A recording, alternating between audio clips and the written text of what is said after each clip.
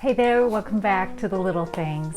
I'm Denise. Today we're going to talk about how to handle an unhappy client.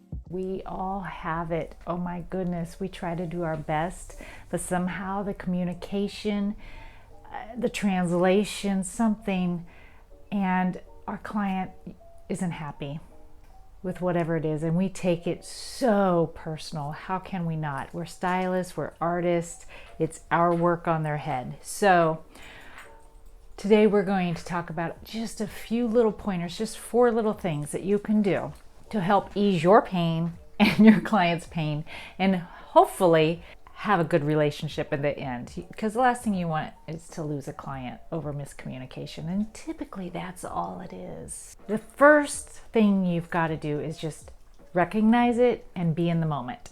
And what I mean by that is we all know and can sense when we feel our guest not liking what we're doing. Like maybe we're blow drying, and maybe we can even sense that we don't like what we just did. I don't know. Sometimes we're our worst critic, and we might not like it, but they love it.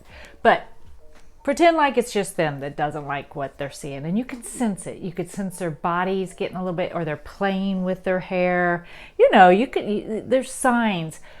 The very first thing that you should do is sit down your tools, sit down your brush, come around to the front of them, look at them, and empathetically, with everything you got, say, hey, I can sense that you're not liking what you're seeing.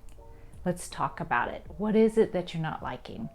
If it's color and it's not bright enough, or it's not dark enough, or you see gray hair, something like that, find out how you can rectify the situation.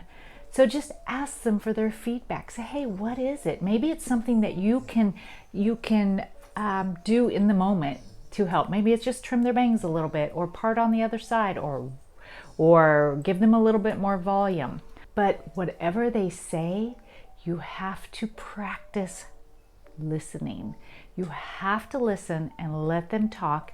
And then it's called reflective listening. What that means is you repeat back what you've just heard. So say they are saying, I don't know, it doesn't seem like it's as bright as last time. You need to repeat back exactly what they just said. So what you're telling me is the color doesn't seem as bright as it was last time. Just repeat what you're hearing. So that way they can say yes or no. And then see if you can make any corrections to that. And just be prepared to ask questions. Say, what is it about it? Is it the placement? I mean, they don't know. Maybe they don't know. Maybe they just are thinking something is off, okay? But you have to know that that takes a lot of courage on their behalf. How many times have you gone to, say, out to eat, and the manager comes by your table? We've all had this happen, and you're sitting there eating, and you're like, but the manager comes by, how is everything? And you're like, oh, it's good, it's fine. And you don't really say, hey, my steak's undercooked or whatever. You just don't say anything. You just don't go back, right? So think of this feedback, and think of this as an opportunity for feedback to gain trust, and to let them know you're listening. Say, hey, I get it. I'd feel the same way if I were you. I want you to tell me. Now, if you don't have time to correct it at that moment, say you've got somebody waiting for you, come up with a plan. Either come up with a plan to reschedule them, come in on your day off, come in when it's convenient for them to help them. Offer, to tone it, offer, or you know what, you can even offer, if you just feel like you're not communicating well with this guest, you can even offer another stylist in the salon. Wouldn't you rather them come back into the salon and in your doors than to lose them forever and tell all their friends what a terrible job you just did? Most importantly, you want to learn from your experience, right? You want to learn what you could have done differently. And typically, 85% of the time, it's communication, and it starts in the consultation. Either you didn't take enough time in the consultation to really get to the heart of what they want. Maybe they just didn't communicate well, or you didn't hear the same thing. Maybe you didn't see enough pictures. Maybe you didn't pull out enough swatches, if that, just to get a visual of how bright it is, or if it's a haircut or bangs or length or something like that. Pictures are huge. So maybe next time you learn from this and go, okay, maybe I just need to come up with a couple of Pinterest boards so I could whip out my phone and we can go over, hey, you want blonde highlights? Let's look at blondes. Do you want it this blonde or this blonde? There's a difference between a level 7 blonde and a level 10 blonde. We know that. They may not know that. So anyway, so if you can learn from that experience, that'd be awesome. I could tell you that handling unhappy clients is one of the worst humbling experiences.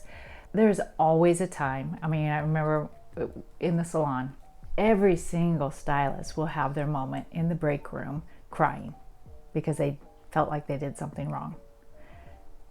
We're human. We want to do our best. And sometimes our best isn't what doesn't meet up the client expectations. I totally get it. Sorry, my dog is in the background.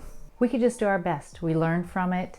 I just had a client unhappy with her haircut. It happens. It happens throughout your whole career. Guess what? It is totally okay. Own up to it. Say, hey, get home, play with your hair when you run your hands through it and you're styling it yourself. If you need any adjustments, please let me know. Guarantee everything. Please let me know. I would rather them call me and I feel a little awkward than them not to call me and they just not come back. So I would much rather them call me and say, hey, it just felt a little heavy, or feel like the back needs a little bit of texture or whatever. Come back in. And in fact, come back in when it's convenient for you, for your client. Make sure they're happy. And guess what? When you do that little thing, that little magic, they will tell all of their friends. You wouldn't believe this. My stylist didn't make me feel awkward. She didn't make me feel ashamed. She'll tell all her friends. It's magic. So yeah, when you have an unhappy client, use it as not a challenge, but an opportunity to really empathize with them, to really tell them that, you're doing your best and you want to make them happy no matter what. Anyway, I hope these little tips helped. I'm looking forward to hearing if you've ever had a difficult client or an unhappy client that you didn't really know how to respond to. Please share with me, share in the comments. I'm sure that there's other stylists out there that could probably benefit from your example. Thanks again for watching the video. Follow me over on Instagram. Remember to subscribe and like this video. And until next time, remember, it's not about the little things. It's all about the little things.